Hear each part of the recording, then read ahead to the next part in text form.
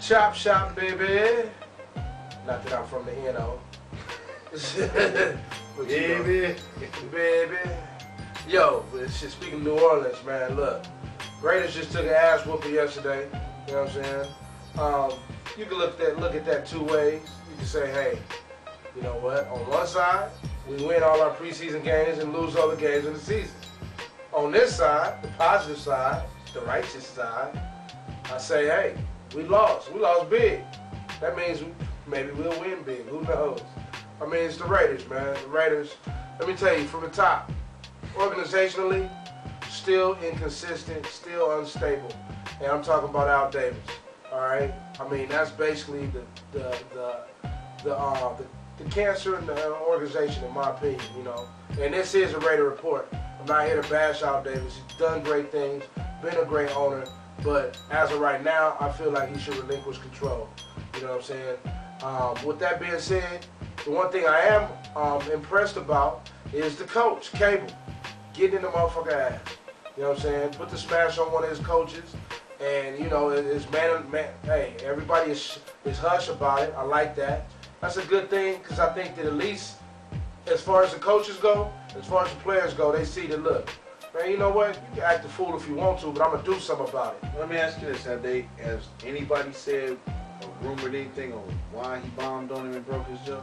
No, not at all. Now, Mr. Root said that possibly old dude might have been trying to set up a situation where he was going to undermine him or something like that, you know, tell a player something when Cable told the player another thing.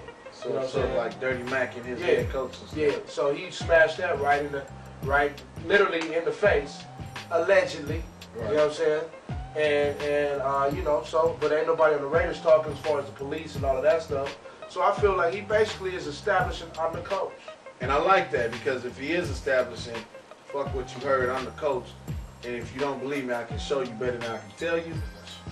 It ain't a bad deal. And not that we condone physical violence against anybody, but you are in a situation at the Raiders where the owner usually sticks his nose in everything. So if you put the smash down like that, I don't think it's a bad thing either. And especially as dysfunctional as the Raiders are right now, at some point there has to be a turning point. There has to be a rock bottom. And if that means you got to take a loss to move forward, then that's what you got to do. You know what I'm saying? And I think that this dude is, and I'm going to tell you, Cable ain't stupid. He also knows that this is not just representing him, the Raiders. This is also representing him, the man.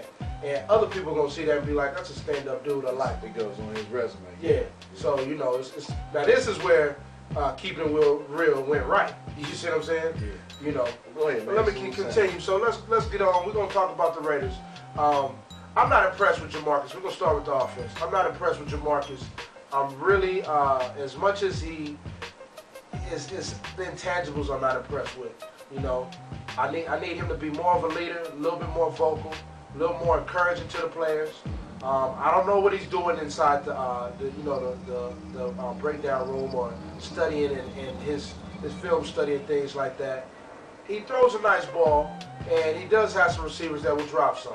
You know, we just lost Shillings, so moving up on the depth chart behind Shillings is what's my name? Not Johnny Lee Higgins. He's behind Hayward Bay, but Lewis Murphy. You know, once again, we don't have a lot of household names.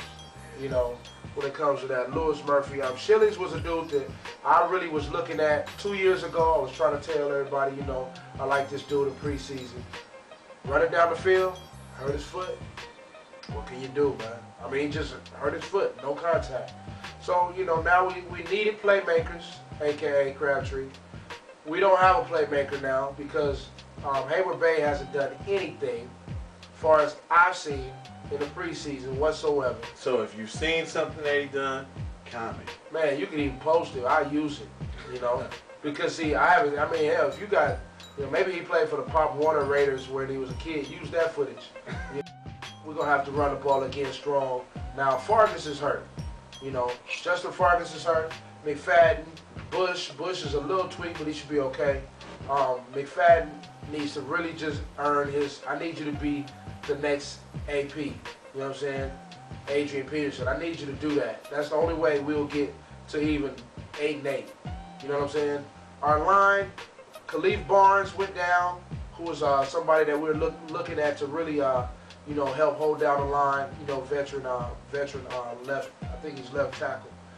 So, you know, we got somebody else up, and I don't even know this brother. What's his name? Mario Henderson at left tackle, number 75. If we can keep the penalties down, run the ball, which should be, it's a physical thing, but it should be the easiest form of blocking, whether it's zone blocking or whatever. You know what I'm saying? Definitely need to run the ball, keep the ball moving forward, and Jamarcus needs to engineer some first downs when it's 3rd and 3. And what about the backup QB? What's up with Man, you know what? I'm going to tell you, I'm looking at a trade coming. I don't think that they're going to let him go. I'm looking at a trade coming. It's either going to be Charlie Fry, or Jeff Garcia. One of them, I think they're going to try to move the trade. that cat that came from Tampa Bay, Gradkowski. Gradkowski, I like. Now, we both talk about it, you know what I'm saying? I like Gradkowski. He actually does exactly what I need Jamarcus to do. The intangible. He's excited. He moves the team. I don't give a damn if it's the second team who you're playing against. You know what I'm saying? What you do on the football field is what you do. You know, and this dude moves the team, and he keeps them excited. He keeps them moving. And I honestly, I'm giving Jamarcus like 4 to 6 games. If it's not happening, make a change. What's up with the defense over there? Man. Besides Usman Balaba, whatever you say his name. Nnamdi Asomugha. Him. Man. Outside of him, what's going on, man? What's up with the cat from Ohio or wherever he's from? Huff? Wait, no. The safety. The cat y'all drafted. You talk about Michael Mitchell, right? Yeah. Yeah. Who should have been drafted? He should have been, what's that last pick called? Mr. Irrelevant. Mr. Irrelevant. He should have been Mr. Irrelevant, but he ended up being Mr. So Relevant. It's sickening. Hiram Eugene, number 31. He's okay. He has a good. He can go sideline to sideline pretty good. Looks like this Mitchell cat is behind him. All right, and you know, I really don't care. I think that was a wasted pick. Linebackers. I know you have one linebacker used to pick off passes like crazy. Oh, yeah. Cold and drop coverage. We're doing pretty good at linebacker. You got Thomas Howard. You know what I'm saying? That's the one that catches all the picks? You got, Thomas Howard that catches all the picks, and Kurt Morrison. We led the league with linebackers in picks last year. Yeah. You got Thomas Howard, Kurt Morrison, then you got this dude Brown, Ricky Brown, white boy who's pretty damn good. You know what I'm saying? He's pretty good, so I think that those are going to be the 3 linebackers. You know, because we run the 4-3. Yeah. So it's going to work like that. On the ends, you got Greg Ellis, and you got, what's looking to let people know that he ain't done. Yeah, Trevor Scott took over for Derek Burgess, who we sent off. You know what I'm saying? And, you know, I don't give a fuck where we sent you. You know what I'm saying? You're not a Raider, fuck you. And that's that. You come back to the Raiders, yeah, I got love for you. You know, it ain't nothing personal. You know, it's the Raider thing. Right. So, with all that being said, defense, once again, like always, like every year, we can have a good defense, but if we're on the field, you know, you're going to wear defense, man. I don't care who you are. And I'm going to tell you, you're going to start off, just check the games. If we have a bad season, this is how it's going to go. Close games, first 4 games. Then it's going to get a little bit more separation. The next 4. By the time you're in that third quarter to the second half, to the end of the half of the season, you're going to see bad games all around. And you know why? Because the defense was wore down. Just like they are in the course of a game, you can wear a defense down in the course of a season. And so, you know, I hope that the offense can move the ball to help a decent defense. They're not a good defense, but they're a decent defense. They can be good because you do have Nnamdi who can shut down at least one side. So that means you can defensively scheme all to the other side of the field. You know what I'm saying? And trust that that's locked down. Yeah, man. So, good. That's it, man. That's the Raiders. We got the Steelers side. We got the Raiders.